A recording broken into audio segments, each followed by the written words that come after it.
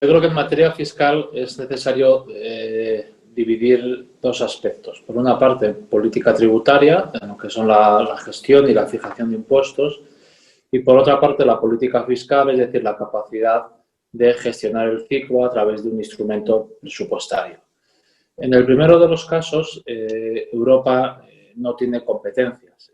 Las decisiones sobre temas impositivos se toman por unanimidad entre los Estados miembros y el Parlamento da una opinión, pero ni nosotros tenemos competencias legislativas ni el Consejo tiene competencias en puridad en la medida en que exige unanimidad. Y por otra parte, la Unión tiene un presupuesto, el marco financiero plurianual, pero este presupuesto está destinado no tanto a ejercer una política fiscal para gestionar el ciclo, sino en proveer bienes y servicios públicos.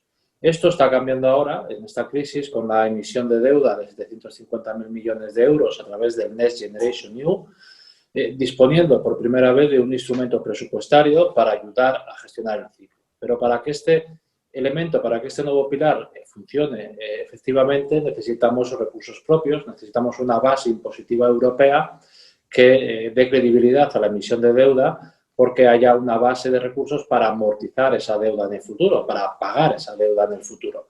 En este sentido, se está avanzando rápidamente en la creación de nuevos impuestos europeos, pero de nuevo el marco para crear esos nuevos impuestos es la unanimidad a la que me refería previamente. Por lo tanto, las competencias son limitadas, se está avanzando con esa emisión de deuda, con esos 750.000 millones de euros en el plano de tener un instrumento presupuestario para gestionar el ciclo. Necesitamos mayores recursos propios y probablemente para ello necesitamos eliminar la unanimidad en el Consejo y que, por lo tanto, el Consejo y el Parlamento tengan competencia plena sobre este asunto.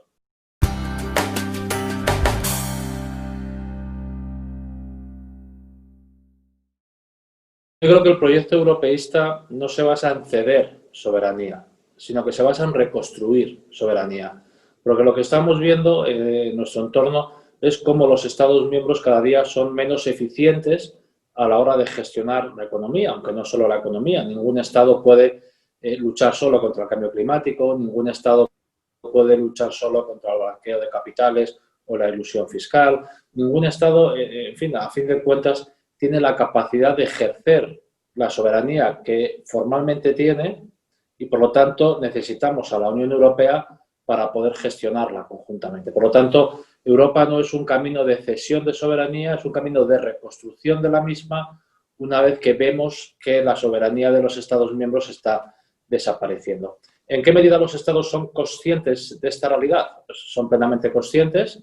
Cada día las bases imponibles se reducen, nuevas actividades económicas están fuera del marco tributario nacional, toda la economía digital, pero también las bases imponibles móviles huyen de la soberanía efectiva de los Estados, incluso rentas del trabajo altas también tienen capacidad de moverse y, por lo tanto, en fin, de arbitrar sobre las competencias formales de los Estados.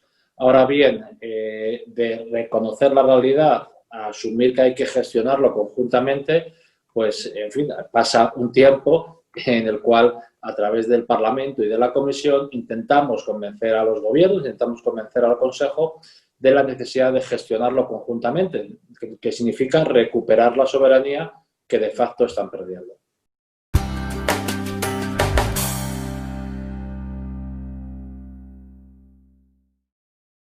La política social necesitamos discernir dos asuntos a la hora de valorar qué puede hacer Europa. Europa puede hacer y hace regulación para mejorar la cobertura, en este caso nacional, de los servicios sociales. Europa en fin, puede y está gestionando, por ejemplo, los derechos de maternidad, gestiona derechos de trabajadores transfronterizos, se plantea crear un marco europeo de salarios mínimos. Es decir, Europa tiene una gran capacidad legislativa para crear normas dirigidas a mejorar la protección social. Ahora bien, ¿quién financia esa protección social? Pues fundamentalmente los Estados. El presupuesto de la Unión Europea ayuda, el presupuesto de la Unión Europea está ayudando a mejorar los planes de empleo juvenil, a mejorar obviamente las políticas de sostenimiento de rentas en el sector agrario, en el sector ganadero, en el sector pesquero, Europa colabora en la inversión en I+D, en investigación, en mejorar las infraestructuras. Es decir, Europa tiene un presupuesto que ayuda a los Estados miembros, pero para poder financiar desde Europa directamente políticas sociales necesitamos más presupuesto. Lo hacemos, como digo, con la garantía juvenil, en Erasmus, por ejemplo, pero para que Europa tenga no solamente la capacidad de legislar sobre política social, sino también de financiarla, necesitamos un presupuesto mayor que en estos momentos no tenemos.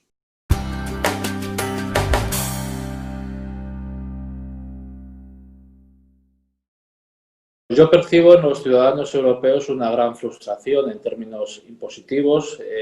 Cada día que pasa conocemos noticias de grandes compañías que evaden y que eluden impuestos, de cómo esas grandes compañías muchas veces en fin, facilitan el blanqueo de capitales, y ven cómo la justicia distributiva, la justicia del sistema tributario se está erosionando con un peso cada vez más elevado de los impuestos sobre los rendimientos del trabajo, sobre los asalariados, y cómo, pues, en fin, no todos aportan según deberían al acervo común.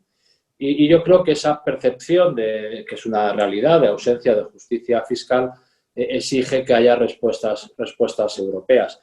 Y, por lo tanto, yo creo que existe un amplio consenso en la ciudadanía para avanzar en sistemas impositivos europeos que reequilibren los sistemas tributarios y mejoren la redistribución de la carga. Eso deberían verlo también los Estados miembros, que, como digo, se muestran reticentes a la hora de compartir soberanía, pero cada día es más evidente que esa soberanía está sobre el papel, pero que no es una realidad efectiva.